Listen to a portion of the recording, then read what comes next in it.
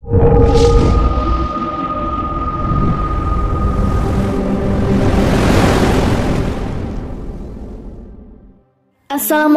warahmatullahi wabarakatuh. Kembali lagi bersama channel YouTube Kepoin Islam. Apa kabar sahabat Islam semuanya? Semoga selalu dalam lindungan Allah Subhanahu wa Ta'ala.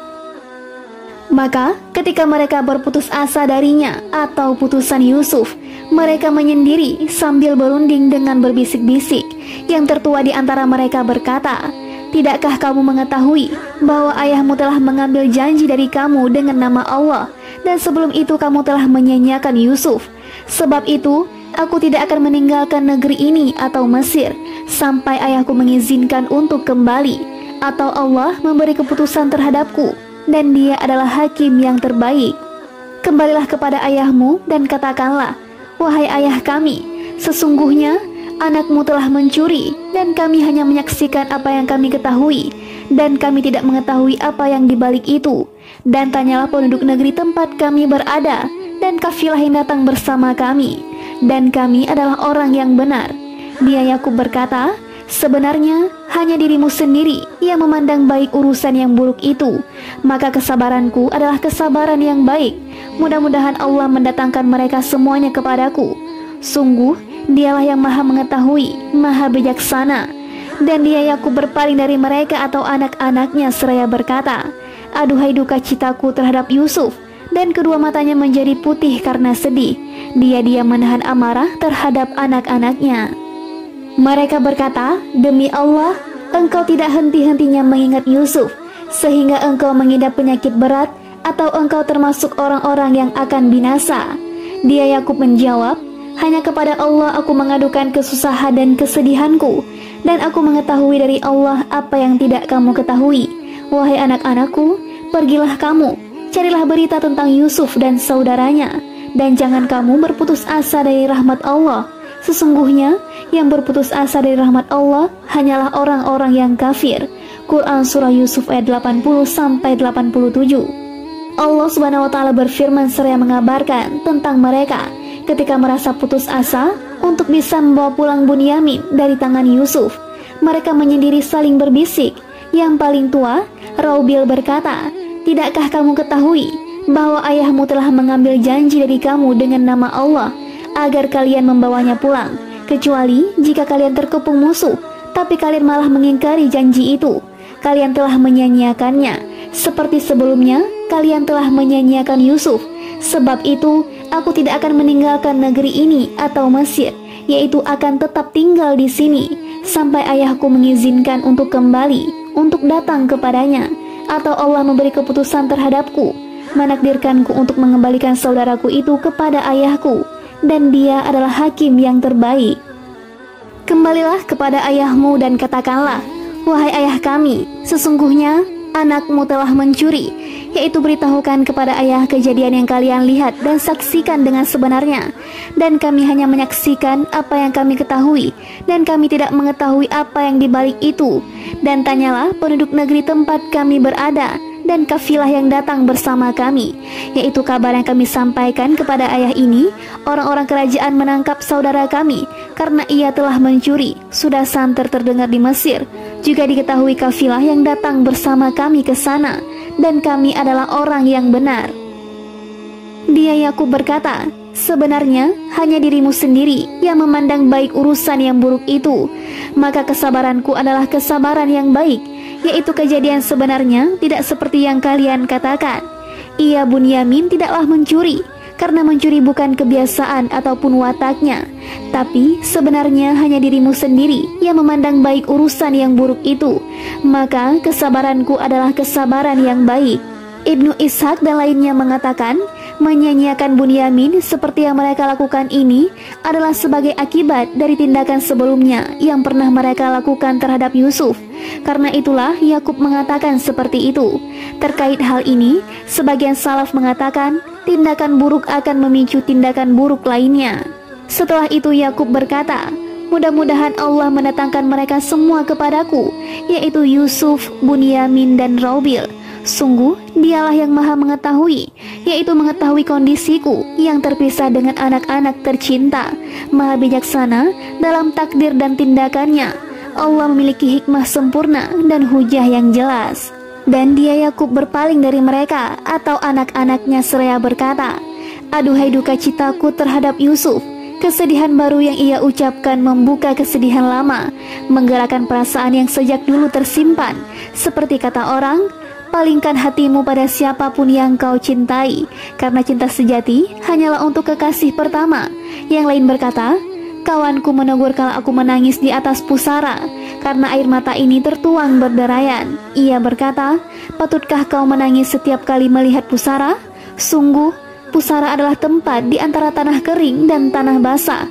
Lalu kukatakan padanya, kesedihan membangkitkan kesedihan lama, maka biarkan saja aku menangisi pusara-pusara ini, apa urusanmu? Firman-Nya, dan kedua matanya menjadi putih karena sedih, yaitu karena sering menangis. Dia diam menahan amarah terhadap anak-anaknya, yaitu menahan amarah karena sering bersedih hati, berduka dan merindukan Yusuf.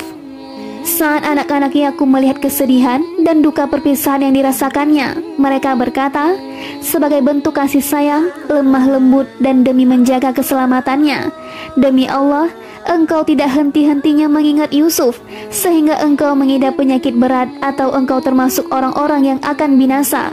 Mereka berkata, ayah tetap saja menyebut-nyebut Yusuf sampai badan ayah kurus dan lemah. Alangkah lebih baik jika ayah mengasihani diri sendiri. Dia Yakub menjawab, hanya kepada Allah aku mengadukan kesusahan dan kesedihanku, dan aku mengetahui dari Allah apa yang tidak kamu ketahui. Yakub berkata kepada anak-anaknya, aku tidak akan mengadukan duka yang kurasakan pada kalian atau siapapun. Aku hanya mengadu kepada Allah. Aku yakin Allah akan memberikan jalan keluar dari situasi sulit dan kesedihan yang aku hadapi. Aku yakin impian Yusuf itu pasti terwujud. Aku dan kalian pasti bersujud padanya seperti yang Yusuf impikan. Karena itu Yakub mengatakan, dan aku mengetahui dari Allah apa yang tidak kamu ketahui. Setelah itu Yakub memerintahkan anak-anaknya untuk mencari Yusuf dan saudaranya, mencari tahu kabar keduanya. Pergilah kamu, carilah berita tentang Yusuf dan saudaranya, dan jangan kamu berputus asa dari rahmat Allah. Sesungguhnya yang berputus asa dari rahmat Allah hanyalah orang-orang yang kafir, yaitu jangan putus asa untuk menemukan jalan keluar setelah kesulitan, karena tidak ada yang berputus asa dari rahmat Allah dan jalan keluar dari kesulitan yang ia takdirkan selain orang-orang kafir. Allah mengabarkan tentang saudara-saudara Yusuf yang kembali datang menemuinya dengan maksud untuk mendapatkan bahan makanan atau gandum, dan agar Yusuf bersedia mengembalikan Bunyamin, saudara mereka. Maka ketika mereka masuk ke tempat Yusuf, mereka berkata, wahai Al-Aziz, kami dan keluarga kami telah ditimpa kesengsaraan karena kemarau panjang, kondisi sulit, dan banyaknya tanggungan keluarga. Dan kami datang membawa barang-barang yang tidak berharga, yaitu barang-barang tidak berharga yang tidak patut diterima, kecuali jika engkau berbuat baik kepada kami. Menurut salah satu sumber, barang-barang yang mereka bawa adalah dirham-dirham berkualitas jelek, yang lain menyebut hanya sedikit. Ada juga yang menyebut biji kacang dan semacamnya. Diriwayatkan dari Ibnu Abbas, baju usang, tali dan semacamnya. Maka penuhilah jatah atau gandum untuk kami, dan bersedekahlah kepada kami. Sesungguhnya Allah memberi balasan kepada orang yang bersedekah. Menurut salah satu pendapat, dengan kata-katanya seperti yang disampaikan As-Suddi. Yang lain menyebut dengan mengembalikan saudara kami kepada kami, seperti disampaikan Ibnu Juraid. Sufyan bin Uyainah mengatakan, sedekah diharamkan untuk Nabi kita Muhammad SAW berdasarkan ayat ini. Hadis riwayat Ibnu Jarir. Kala melihat kondisi yang mereka alami dan barang-barang yang mereka bawa, tidak ada lagi barang lain selain itu, karena harta mereka habis. Saat itulah Yusuf memperkenalkan siapa dirinya dan berbelas kasih kepada mereka, seraya menuturkan perintah Robnya dan juga Rob mereka, dengan mengerutkan dahi dan menampakkan satu hal yang mereka kenali. Tahukah kamu atau kejelekan apa yang telah kamu lakukan terhadap Yusuf dan saudaranya, karena kamu tidak menyadari akibat perbuatanmu itu? Mereka berkata, mereka heran setengah mati dan mengulang pertanyaan beberapa kali pada Yusuf sebelum mereka mengetahui bahwa yang ada di hadapan mereka benar-benar Yusuf. Apakah engkau benar-benar Yusuf? Dia Yusuf menjawab, aku Yusuf dan ini saudaraku. aku adalah Yusuf yang dulu kalian perlakukan secara jahat dan kalian sia-siakan. Perkataan Yusuf dan ini saudaraku sebagai peneguh kata-kata sebelumnya, juga untuk mengingatkan kedengkian yang mereka sembunyikan pada Yusuf dan Bunyamin, serta berbagai rencana jahat yang mereka lakukan pada keduanya. Karena itu Yusuf berkata, sungguh Allah telah melimpahkan karunia-Nya kepada kami, yaitu dengan perlakuan baik terhadap kami, memberi kami tempat bernaung dan memperkuat kemuliaan kami. Itu semua disebabkan oleh ketaatan kami kepada Rabb, kesabaran kami dalam menghadapi segala perbuatan kalian, kepatuhan dan bakti kami kepada ayah, cinta dan kasih sayang ayah begitu besar kepada kami. Sesungguhnya barang siapa bertakwa dan bersabar, maka sungguh Allah tidak menyia-nyiakan pahala orang yang berbuat baik. Mereka berkata, demi Allah, sungguh Allah telah melebihkan engkau di atas kami, yaitu Ia telah melebihkanmu dan memberikan padamu apa yang tidak Ia berikan kepada kami. Dan sesungguhnya kami adalah orang yang bersalah atau berdosa atas segala perbuatan yang telah kami lakukan padamu. Dan inilah kami ada di depanmu. Dia Yusuf berkata, pada hari ini tidak ada cercaan terhadap kamu, yaitu aku tidak mencela kalian atas perbuatan kalian yang sudah-sudah. Yusuf menambahkan, mudah-mudahan Allah mengampuni kamu, dan Dia Maha Penyayang di antara para penyayang. Setelah Yusuf memerintahkan mereka untuk pulang membawa bajunya, baju yang dikenakan Yusuf lalu mereka letakkan di depan mata ayah mereka. Penglihatannya pasti kembali lagi setelah sebelumnya lenyap atas izin Allah. Ini termasuk salah satu kejadian luar biasa, bukti kenabian dan termasuk mukjizat terbesar. Yusuf juga memerintahkan mereka untuk membawa keluarga mereka ke Mesir, menuju kebaikan, ketenangan, dan reuni keluarga setelah sebelumnya terpisah, bersatu kembali secara sempurna dan mulia. Dan ketika kafilah itu telah keluar dari negeri Mesir, ayah mereka berkata, sesungguhnya aku mencium bau Yusuf. Sekiranya kamu tidak menuduhku lemah akal, atau tentu kamu membenarkan aku. Mereka keluarganya berkata, demi Allah, sesungguhnya engkau masih dalam kekeliruanmu yang dahulu. Maka ketika telah tiba pembawa kabar gembira itu, maka diusapkannya baju itu ke wajahnya atau Yakub, lalu dia dapat melihat kembali. Dia Yakub berkata, bukankah telah aku katakan kepadamu bahwa aku mengetahui dari Allah apa yang tidak kamu ketahui? Mereka berkata, wahai ayah kami, mohonkanlah ampunan untuk kami atas dosa-dosa kami. Sesungguhnya kami adalah orang yang bersalah atau berdosa. Dia Yakub berkata, aku akan memohonkan ampunan bagimu kepada Tuhanku. Sungguh Dia yang Maha Pengampun, Maha Penyayang. Quran Surah Yusuf ayat 94-98. Abdul Razak mengatakan, Israel memberitahukan kepada kami dari Abu Sinan, dari Abdullah bin Abu Huzail, ia berkata, aku mendengar Ibnu Abbas berkata, dan ketika kafilah itu telah keluar dari negeri Mesir, yaitu saat kafilah tersebut keluar, ayah mereka berkata, sesungguhnya aku mencium bau Yusuf. Sekiranya kamu tidak menuduhku lemah akal, atau tentu kamu membenarkan aku. Yakub mencium bau Yusuf sejauh perjalanan 3 hari. Demikian yang diriwayatkan At-Thawri, Syu'bah dan lainnya dari Abu Sinan dengan matan yang sama. Hasan al-Basri dan Ibnu Juraid al-Makki mengatakan, di antara mereka terpisah jarak 80 farsakh, dan saat itu Yakub sudah terpisah dengan Yusuf selama 80 tahun. Kata-kata Yakub, sekiranya kamu tidak menuduhku lemah akal, atau tentu kamu membenarkan aku, yaitu sekiranya kalian tidak mengatakan bahwa aku mengatakan hal ini disebabkan kekacauan pikiran karena sudah tua. Ibnu Abbas, Atta, Mujahid, Said bin Jubair, dan Qatadah mengatakan, sekiranya kamu tidak menuduhku lemah akal, sekiranya kalian tidak menganggapku bodoh. Mujahid dan Hasan juga mengartikan, sekiranya kalian tidak mengatakan karena aku sudah tua. Mereka atau keluarganya berkata, demi Allah, sesungguhnya engkau masih dalam kekeliruanmu yang dahulu. Qatadah dan As-Suddi mengatakan, mereka mengucapkan kata-kata kasar pada ayah mereka. Allah Subhanahu wa Ta'ala berfirman, maka ketika telah tiba pembawa kabar gembira itu, maka diusapkannya baju itu ke wajahnya Yakub, lalu dia dapat melihat kembali, yaitu setelah orang yang membawa kabar gembira datang dan meletakkan baju Yusuf di wajahnya. Yakub bisa melihat kembali seketika itu juga.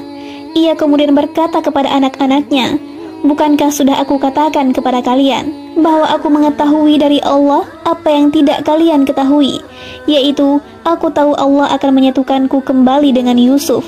Aku akan bahagia karenanya, dan Allah akan memperlihatkan Yusuf kepadaku yang akan membuatku senang." Saat itu mereka berkata, "Wahai ayah kami, mohonkanlah ampunan untuk kami atas dosa-dosa kami. Sesungguhnya kami adalah orang yang bersalah atau berdosa."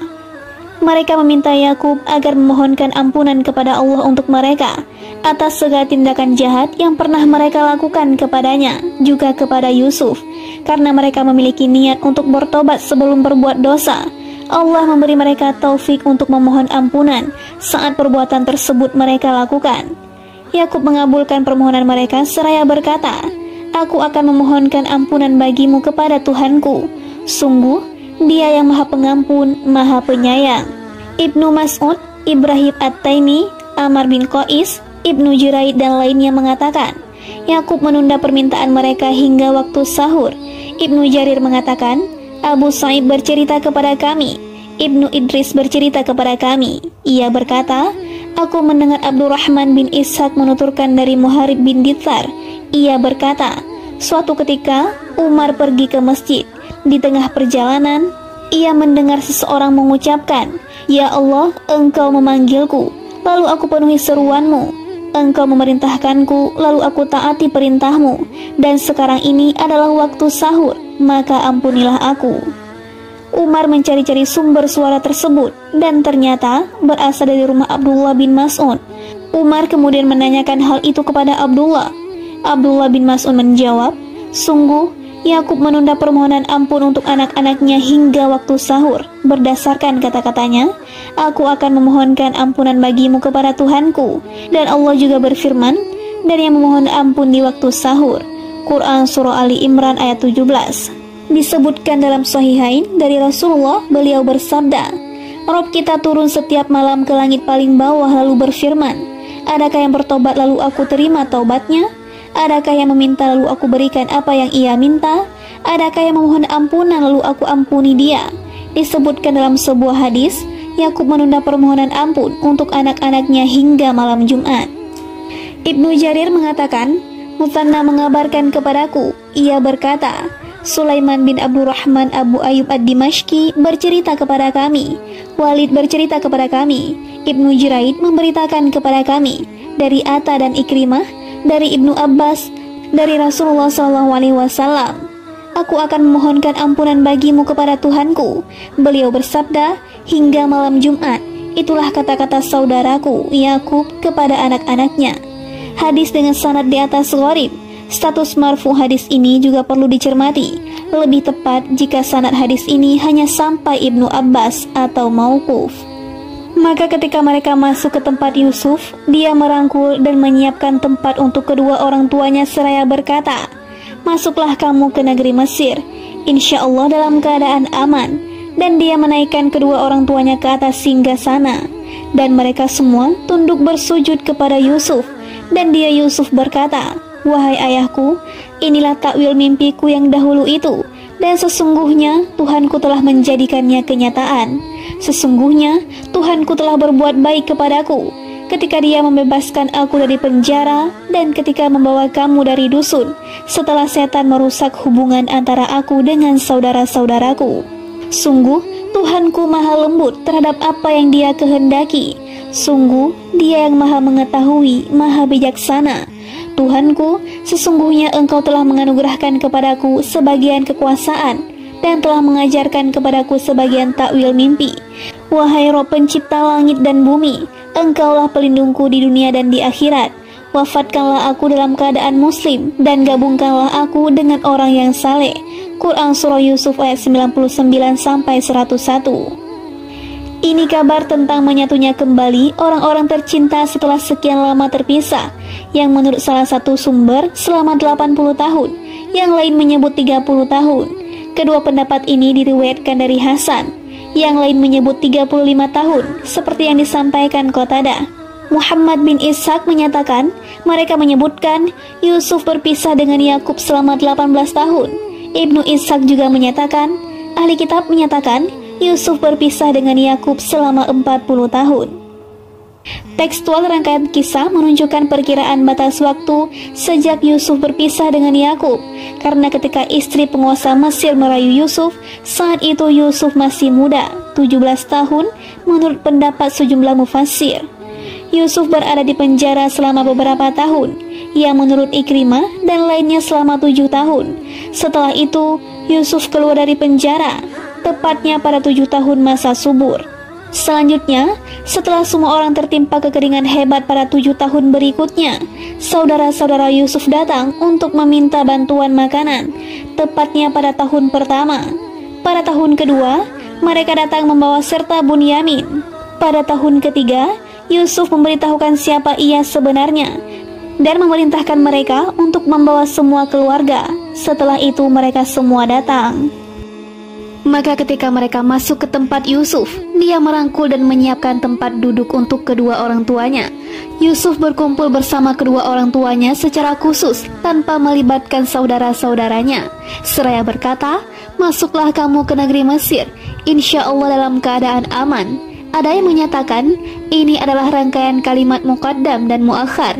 Perkiraannya demikian. Yusuf berkata, "Masuklah ke negeri Mesir." Yusuf kemudian mempersiapkan tempat untuk kedua orang tuanya. Pendapat ini dinyatakan dhaif oleh Ibnu Jarir. Pernyataan Ibnu Jarir ini bisa ditolerir. Menurut pendapat lain, Yusuf menjemput kedua orang tuanya dan menempatkan keduanya di tenda. Kemudian setelah mendekati pintu gerbang Mesir, Yusuf mengatakan, "Masuklah kamu ke negeri Mesir, insya Allah dalam keadaan aman." Demikian penjelasan As-Suddi. Andai tidak perlu ada pendapat seperti disebutkan di atas, dan kata-kata "masuklah" diartikan tinggallah di Mesir, insya Allah dalam keadaan aman, tentu lebih sahih dan bagus. Menurut versi ahli kitab, saat Yakub mendekati kawasan Jashir, kawasan Bilbis, Yusuf keluar untuk menjemput. Yakub saat itu telah mengutus anaknya, Yahuda, untuk menyampaikan berita gembira kedatangannya. Menurut ahli kitab, Raja Jashir menyerahkan wilayah Jaisir pada Yakub dan anak-anaknya untuk mereka tempati. Segala kenikmatan dan hewan ternak yang ada di sana dipersilakan untuk mereka nikmati. Sejumlah ahli tafsir menyebutkan, saat Yakub, ia adalah Israel, kian dekat, Yusuf keluar untuk menjemputnya. Raja Mesir ikut pergi bersama Yusuf bersama para tentaranya, sebagai penghormatan untuk Yusuf dan untuk mengagungkan Israel atau Yakub. Yakub berdoa untuk sang raja, Allah menghilangkan kekeringan panjang pada sisa 2 tahun masa paceklik berkat kedatangannya. Menurut penuturan Abu Ishaq As-Subai, bersumber dari Abu Ubaidah dan dari Ibnu Mas'ud, Yakub datang bersama 63 anak-anak beserta cucu-cucunya. Musa bin Ubaidah meriwayatkan dari Muhammad bin Ka'ab, dari Abdullah bin Shaddad, mereka berjumlah 83 orang. Abu Ishaq meriwayatkan dari Masruq, mereka memasuki Mesir berjumlah 390 orang. Ahli kitab menyatakan mereka keluar bersama Musa dalam jumlah lebih dari 600.000 prajurit. Teks ahli kitab menyebutkan mereka berjumlah 70 orang. Ahli kitab menyebut nama mereka satu persatu. Allah Subhanahu wa Ta'ala berfirman, dan dia menaikkan kedua orang tuanya ke atas singgasana. Ada yang menyatakan ibu Yusuf sudah meninggal sebelumnya, seperti yang tertera dalam kitab Taurat. Sebagian mufassir menyatakan Allah menghidupkan ibunya. Yang lain menyatakan yang hadir saat itu adalah bibinya, Laya. Bibi kedudukannya sama seperti ibu. Ibnu Jarir dan lainnya menyatakan teks Al-Quran menunjukkan ibu Yusuf masih hidup hingga saat itu. Untuk itu tidak perlu menukil penjelasan yang bertentangan dari ahli kitab. Pernyataan ini kuat. Yusuf mempersilakan kedua orang tuanya duduk di atas singgasana bersamanya, dan mereka semua tunduk bersujud kepadanya atau Yusuf, yaitu kedua orang tua dan seluruh saudara-saudaranya sujud padanya sebagai penghormatan. Penghormatan seperti ini disyariatkan untuk mereka. Aturan ini juga berlaku dalam seluruh syariat hingga diharamkan dalam syariat kita. Dan dia Yusuf berkata, "Wahai ayahku, inilah takwil mimpiku yang dahulu itu, yaitu ini adalah takwil mimpi yang dulu pernah aku ceritakan pada ayah. Mimpi ada 11 bintang, matahari dan bulan sujud padaku. Lalu ayah menyuruhku agar menyembunyikan mimpi ini. Lalu ayah memberikan suatu janji padaku saat itu. Dan sesungguhnya Tuhanku telah menjadikannya kenyataan. Sesungguhnya Tuhanku telah berbuat baik kepadaku ketika Dia membebaskan aku dari penjara, yaitu setelah melalui derita dan kesulitan, Allah menjadikanku sebagai seorang penguasa yang ditaati di seluruh penjuru Mesir. Dan ketika membawa kamu dari dusun, yaitu dari perkampungan, mereka tinggal di pedalaman negeri Khail setelah setan merusak hubungan antara aku dan saudara-saudaraku, yaitu setelah mereka berbuat jahat seperti yang telah disebutkan sebelumnya. Selanjutnya Yusuf berkata, "Sungguh Robku maha lembut terhadap apa yang Dia kehendaki, yaitu ketika menghendaki sesuatu, Ia mempersiapkan dan mempermudah sebab-sebabnya dari berbagai sisi yang tidak diketahui oleh manusia. Allah menakdirkan dan mempermudah semua itu dengan kelembutan ciptaan dan keagungan kuasa-Nya. Sungguh Dia yang maha mengetahui segala sesuatu, maha bijaksana terhadap makhluk, syariat dan takdirnya." Menurut versi ahli kitab, penduduk Mesir dan lainnya menukarkan seluruh harta benda yang mereka miliki, mulai dari emas, perak, tanah, perabotan, dan apapun yang mereka miliki. Bahkan mereka menjual diri hingga menjadi budak untuk mereka tukarkan dengan makanan yang berada di bawah wewenang Yusuf. Setelah itu, Yusuf menyerahkan kembali tanah mereka dan memerdekakan mereka dengan syarat mereka semua harus bekerja. Selanjutnya, 1/5 hasil bumi dan buah-buahan diserahkan kepada sang raja. Ketentuan ini menjadi aturan bagi penduduk Mesir setelahnya. At-Ta'labi menuturkan, selama beberapa tahun masa paceklik, Yusuf tidak pernah kenyang agar tidak melupakan rakyat yang kelaparan. Ia hanya makan sekali pada siang hari. Ia juga menyatakan, kebiasaan Yusuf ini diikuti oleh para raja. Ibnu Katsir menyampaikan, Amirul Mukminin Umar bin Khattab juga tidak pernah kenyang saat terjadi paceklik hingga kekeringan lenyap dan masa subur tiba. Syafi'i menuturkan, seorang badui berkata kepada Umar setelah masa paceklik berlalu, "Masa paceklik itu telah berlalu meninggalkanmu, kau benar-benar anak seorang ibu merdeka." Setelah Yusuf melihat kenikmatan yang diberikan padanya telah sempurna dan keluarga yang terpisah telah menyatu kembali, Yusuf mengetahui bahwa dunia ini tidak akan abadi. Apapun yang ada di dunia pasti lenyap. Setelah mencapai kesempurnaan, segala sesuatu pasti mengalami kekurangan. Saat itulah Yusuf memanjatkan pujian kepada Rob dengan pujian sepatutnya, mengakui betapa besar kebaikan dan karunia yang ia limpahkan. Yusuf memohon kepadanya, dan ia adalah sebaik-baik yang diminta, agar mewafatkannya dengan memegang teguh Islam saat ajalnya tiba, dan menyertakannya bersama orang-orang saleh. Permohonan Yusuf ini seperti tertera dalam doa berikut, "Ya Allah, hidupkan kami sebagai orang-orang muslim, dan wafatkan kami sebagai orang-orang muslim, yaitu saat Engkau mewafatkan kami." Kemudian Yusuf memanjatkan doa tersebut kala menjelang kematian, seperti yang diminta Nabi SAW saat sekarat, agar ruhnya diangkat ke golongan tertinggi atau alam para malaikat bersama teman-teman yang saleh dari kalangan para nabi dan rasul, seperti yang beliau ucapkan, "Ya Allah, sertakan aku dalam golongan tertinggi," sebanyak 3 kali. Setelah itu beliau wafat.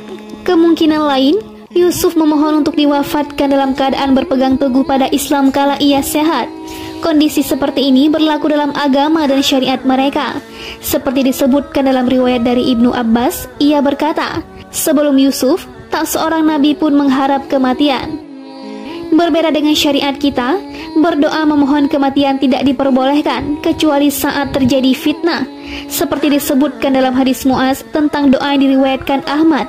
Dan jika engkau hendak menimpakan fitnah atau hukuman kepada suatu kaum, maka wafatkanlah aku keharibaanmu tanpa terkena fitnah atau hukuman. Hadis lain menyebutkan, "Wahai anak Adam, kematian lebih baik bagimu daripada fitnah atau hukuman." Maryam berkata, "Aduhai, alangkah baiknya aku mati sebelum ini, dan aku menjadi barang yang tidak berarti lagi dirupakan." Quran Surah Maryam ayat 23. Ali bin Abi Thalib mengharapkan kematian saat segalanya kian genting, kala fitnah kian besar, peperangan kian hebat, dan semakin banyak desas-desus. Imam Bukhari Abu Abdullah, pemilik kitab Sahih, juga mengharap kematian kalau kondisi yang ia hadapi kian berat dan menerima banyak sekali teror dari para penentangnya. Sementara dalam kondisi makmur, Imam Bukhari dan Muslim meriwayatkan dalam kitab Sahih masing-masing dari hadis Anas bin Malik. Ia menuturkan, Rasulullah bersabda, janganlah seseorang dari kalian mengharapkan kematian karena suatu bahaya yang menimpanya, karena mungkin ia orang yang berbuat baik sehingga bisa meningkatkan kebaikannya, dan mungkin ia orang yang berbuat keburukan sehingga ia bisa bertobat. Tapi hendaklah mengucapkan, ya Allah, hidupkanlah aku selama hidup lebih baik bagiku, dan wafatkanlah aku jika mati lebih baik bagiku. Yang dimaksud bahaya dalam hadis ini adalah musibah yang secara khusus menimpa badan seorang hamba, seperti sakit dan semacamnya, bukan dalam agama. Mengacu pada tekstual ayat, Nabi Yusuf memohon tersebut saat menjelang kematian. Ibnu Ishaq menuturkan bersumber dari ahli kitab, Yakub tinggal di Mesir di tempat Yusuf selama 7 tahun. Setelah itu Yakub meninggal dunia. Yakub berwasiat kepada Yusuf agar jenazahnya dimakamkan bersama ayah dan kakeknya, Ibrahim dan Ishak. As-Suddi menyatakan, Yusuf kemudian mengikat jenazah Yakub lalu dibawa ke Syam dan dimakamkan di sebuah gua di dekat makam ayahnya Ishak dan kakeknya Ibrahim. Versi ahli kitab, saat memasuki Mesir, Yakub berusia 130 tahun.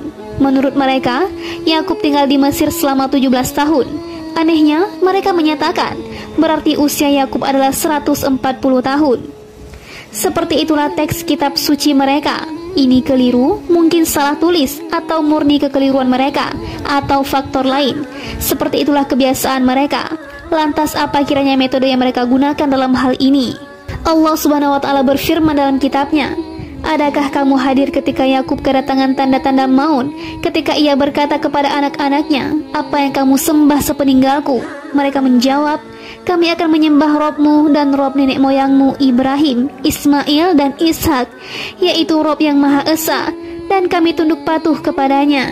Quran Surah Al-Baqarah ayat 133. Yakub berwasiat kepada anak-anaknya untuk ikhlas. Itulah agama Islam yang dengannya Allah mengutus para nabi. Ahli kitab mengingkari jika Yakub berwasiat kepada satu persatu anak-anaknya dan mengabarkan peristiwa-peristiwa yang akan mereka alami dan menyampaikan berita gembira kepada Yahuza. Di antara keturunannya nanti akan muncul seorang nabi agung yang ditaati oleh seluruh bangsa, Isa putra Maryam. Mereka menyebutkan saat Yakub meninggal dunia, para penduduk Mesir menangisi kepergiannya selama 70 hari. Yusuf memerintahkan para tabib untuk memberikan wewangian di sekujur tubuh ayahnya. Lalu jenazah ayahnya disemayamkan selama 40 hari dengan wewangian itu. Setelah itu, Yusuf meminta izin kepada Raja Mesir untuk pergi mengubur jenazah ayahnya di dekat makam keluarganya. Raja mengizinkan. Sejumlah pembesar dan orang-orang Mesir yang dituakan juga ikut mengantar. Setelah tiba di Hebron, mereka mengubur jenazah Yakub di sebuah gua yang dibeli Ibrahim Al-Khalil dari Afran bin Sakhar Al-Haisi. Mereka mengadakan takziah untuk Yakub selama 7 hari. Ahli kitab menyebutkan, setelah itu mereka pulang ke Mesir. Saudara-saudara Yusuf menyampaikan ucapan bela sungkawa kepada Yusuf atas kepergian ayahnya dan berbelas kasih padanya. Yusuf memuliakan mereka, memberi mereka tempat yang baik, dan menempatkan mereka di negeri Mesir. Setelah itu, kematian datang menjelang Yusuf. Ia berwasiat agar jenazahnya mereka bawa saat pergi meninggalkan Mesir, untuk selanjutnya dimakamkan bersama para leluhurnya. Mereka kemudian membalsam jenazahnya, lalu mereka letakkan di dalam peti. Jenazah Yusuf tetap berada di Mesir hingga dibawa oleh Musa saat pergi meninggalkan Mesir. Kemudian dimakamkan di dekat makam para leluhurnya, seperti yang akan disampaikan berikutnya. Mereka menyebutkan Yusuf meninggal dunia dalam usia 120 tahun. Mubarak bin Fadalah meriwayatkan dari Hasan, Yusuf diletakkan dalam sumur saat berusia 17 tahun, berpisah dengan ayahnya selama 80 tahun, dan setelah itu hidup selama 23 tahun. Ia meninggal dunia dalam usia 120 tahun. Yang lain menyebutkan Yusuf berwasiat kepada Yahuda saudaranya. Wallahu a'lam.